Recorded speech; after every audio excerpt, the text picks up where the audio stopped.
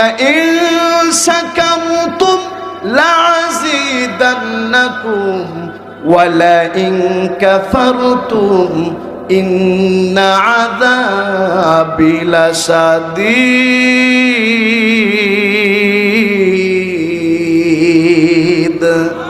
আল্লাহ বলেন, ও দুনিয়ার মানুষ, আমি আল্লাহর নিয়ামত যদি তুমি উপভোগ করে থাকো, আর সেই নিয়ামত পাওয়ার পরে তোমরা যদি আমি আল্লাহর শুকরিয়া আদায় করো, আল্লাহ বলেন যে নিয়ামতের কারণে শুকরিয়া আদায় করবা, আমি আল্লাহ ওই নিয়ামতটাকে বৃদ্ধি করে দিব।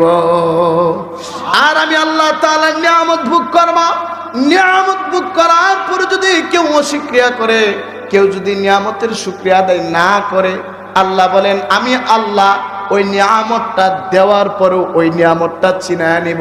শুধু তাই না, আল্লাহ তাকে জানায় দেয় আমার আযাব অত্যন্ত কঠিন, অত্যন্ত কঠিন। এজন্য আল্লাহ তাআলার নিয়ামতের শুকরিয়া আদায় করার দরকার আছে না নাই?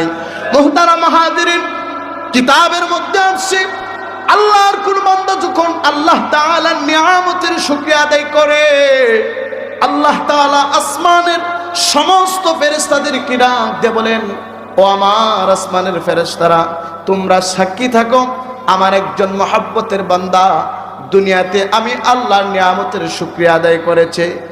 ওই নিয়ামতের শুকরিয়া আদায় করার কারণে আমি আল্লাহ ওই বান্দার জন্য এই আসমানের মধ্যে যত প্রকার রহমত আছে, যত প্রকার বরকত আছে, যত প্রকার